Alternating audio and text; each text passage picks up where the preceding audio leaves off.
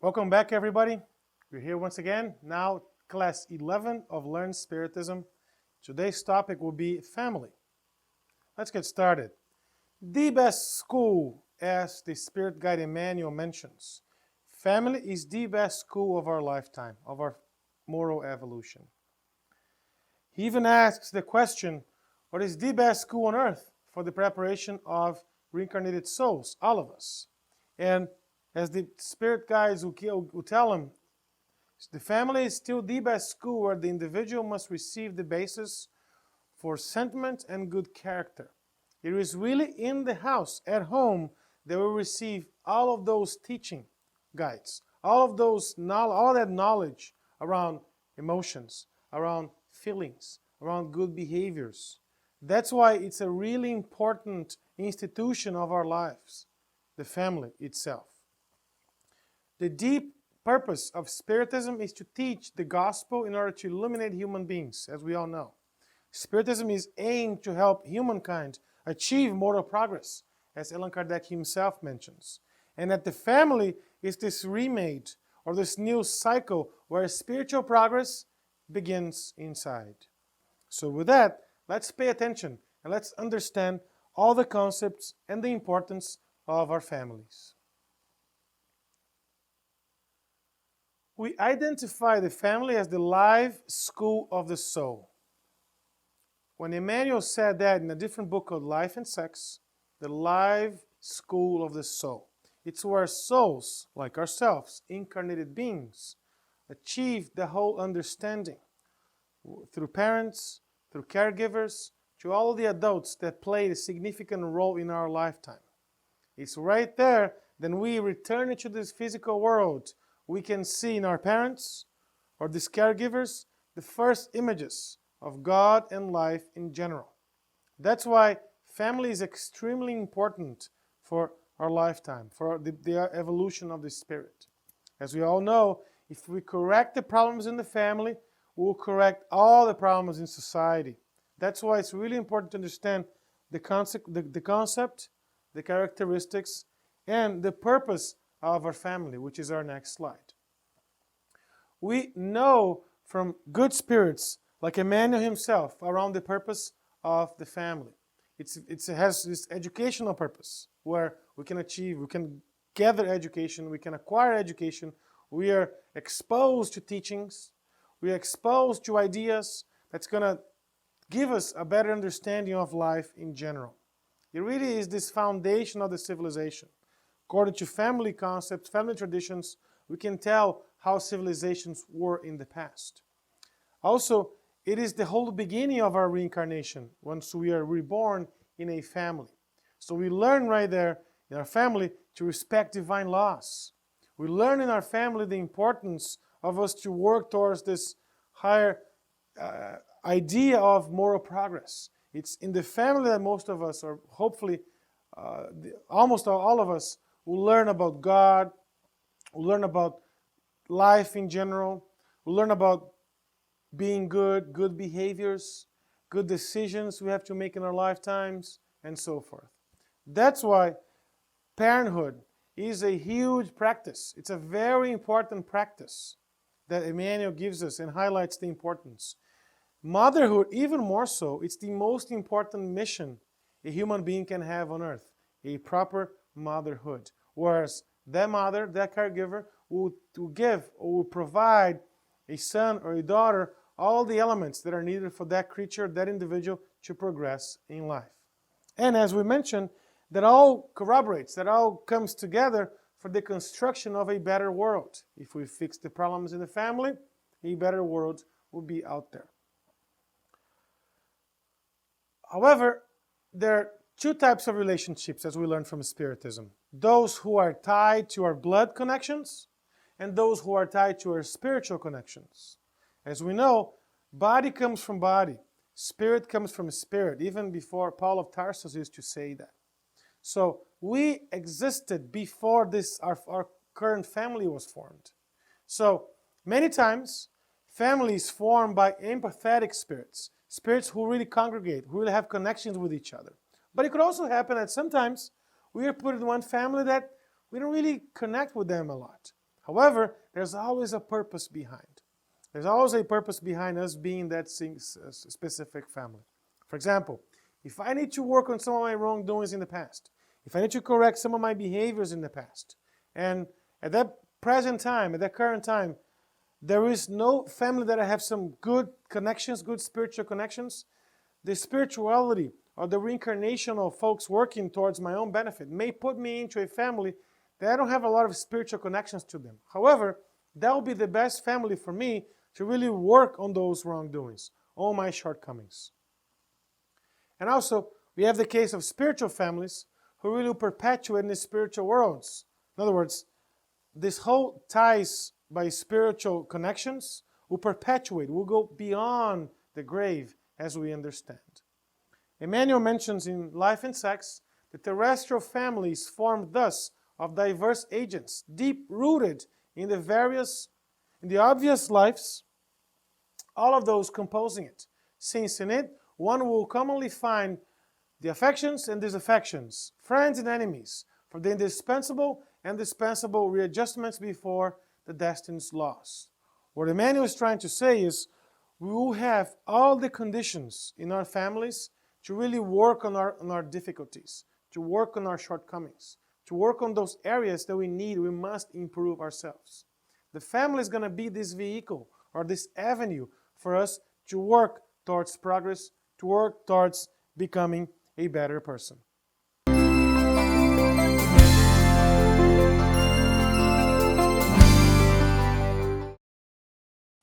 Continuing with our topic of family, it's also very important to mention marriage, because for families to be formed, oftentimes or usually, there's got to be a marriage in between.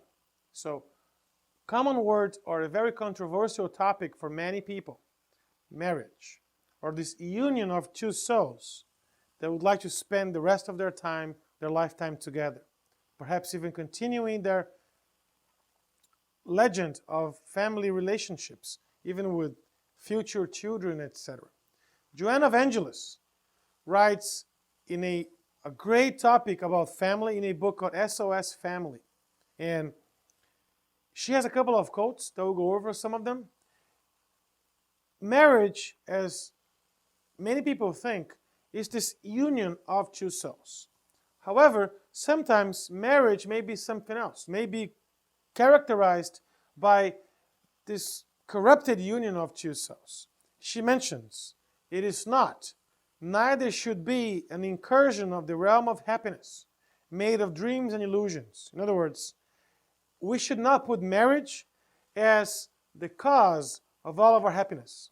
I'm only going to be happy the moment I get married. I'm only going to feel that happiness, that joy, the moment I get married. No, it's actually the other way around. We should feel joy. We should feel happy. We should work towards joy. We should work towards happiness in all of our moments of our lives, not only once we get married, because that's just another step in our progress, not the cause of happiness.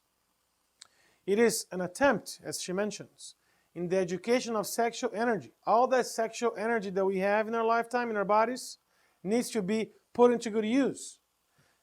By using that in forms of exercising fraternity and agreement, we'll be able to put that energy into good use. She even mentions that marriage is this commitment of a union made even before birth. Many marriages were agreed upon even before we came back to earth as reincarnated beings. Marriages are emotional experiences that really will provide us this effective communion from which will result in the offspring under the responsibility of both spouses. In other words, this emotional experience. When we get married, we have this lifetime, when we live with somebody, this is going to provide us a communion, somebody that we can trust, somebody that's going to live with us. And then the results will come of that. The results will offspring, and those results will be the responsibility of both spouses. What she's trying to mention is, oh, that is because I caused it. Oh, that's because he did it. Oh, she did it. He did it. No, it's the responsibility of both spouses. So if it works, it's the responsibility of both spouses. If it doesn't work, it's the responsibility of both spouses. That's what she's trying to make a point. What about parents' mission? As we mentioned, parenthood is one of the greatest missions on earth because its main purpose is to really bring the soul closer to God, or that child, that individual, that future adult closer to God. It's really important for parents to study their child's instincts. By those instincts, that child is telling parents what he or she is like. And if parents are seeing some behaviors that they're not too fond of it, they should correct, they should combat those behaviors since the beginning of those years. For example, selfishness, pride, I don't want to share my toys, I'm better than you, and all those behaviors, all those offspring behaviors will lead us to believe that that spirit needs to be worked on. Or those are the vices, as we mentioned in a previous class, those are the vices that parents must work upon to correct in that child. And by leveraging Spiritism, we can gather some ideas, some knowledge, some content that may be helpful for us to really understand the causes of our imperfections. Without believing that our life began even before this lifetime, it's very difficult to understand child's behaviors or child's instincts sometimes. By going back and understanding that we are immortal beings, we all spirits who lived previous incarnations, we may have lived other lives before that caused us to behave certain ways or to show some instincts.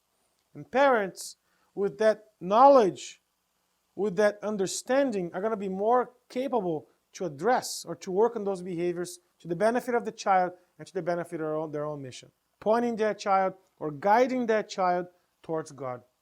Again, as the most important mission of parenthood. And there's also a responsibility for daughters and sons, as we know. As Jesus used to say, honor thy mother and thy father. To honor mothers and fathers, it's really to show them respect, but also to help them with whatever they need, to offer them, once they get older, once they're in their rest, to offer them all the care that they deserve. In the same way, in the same token, as they did for us when we were children, during our infancy. Above all, it's really important for us to demonstrate the true devotion to our parents. It's one thing to practice charity to somebody we don't know. With our parents, it's more of an obligation. We need to take care of them, we need to help them, show devotion, be charitable, be really good children, good sons and good daughters. But does this have to say that all family interactions are great? No, by all means. There will be some conflicts. There will be some difficult conversations. There will be some periods of adjustments. Of course, we know that. Andrea Lewis gives a lot of examples. A lot of examples. A couple that we would like to highlight is during the delightful period of engagement, better say, playing creatures, playing individuals display their most charming traits. So if everything is going great, people are doing fine, they don't need to be worried about, everything is going great and no problems, right? That's what happens with us. If there's no issues in our work life, family life, or social life, everything's fine. But the moment we are put to proof, the moment we are sent into one of those situations where we need to prove, we need to say, you know what, I can pass this test. I'm a true spiritist. I'm someone who believes in Jesus, who believes in God, who has this as my norm for life. The moment I'm put into practice, I'm put into a test, that trial is going to give me how my actions, how my interactions will be in the future. And sometimes there'll be conflicts. Sometimes there'll be conflicts. And what do those conflicts tell us? Those conflicts will give us other opportunities to work in our shortcomings. Those conflict times will give us ideas, will give us notion that if we have a conflict, it's because we have something that needs to be worked on.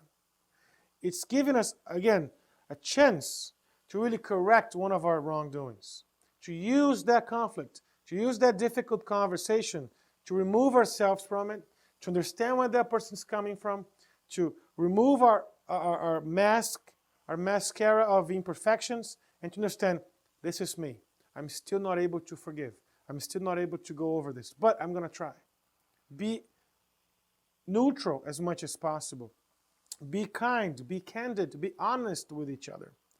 Put our ego, put our pride, put our selfishness beside and really work with that individual. If it's a parent, if it's a son, to a father, to a mother, to a parent, if it's between spouses, whatever it is, the relationship, the conflict that's happening, there's a purpose for that. There's a reason for that.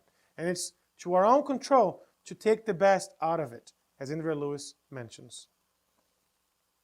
One way to avoid as much as possible conflict, one way to really create that sense of love, that sense of compassion, that good vibration, those good energies, is to really practice gospel at home, to really invite Jesus to come to our house, to really have him as a guest, as a part of our family, right? Gospel at home, or Jesus at home, some people will call it, is just that community of hope, of love, of fraternity. His presence. If we were to imagine Jesus would be here with us, what would we say? What kind of behaviors would be evident to him, and so forth? Should we make him proud that we're trying to follow his footsteps? Are we able to do that, to prove or to say that, oh yes, I can follow Jesus already. I can follow his footsteps. I can do this. I'm still not perfect, but some of the things I can already do it.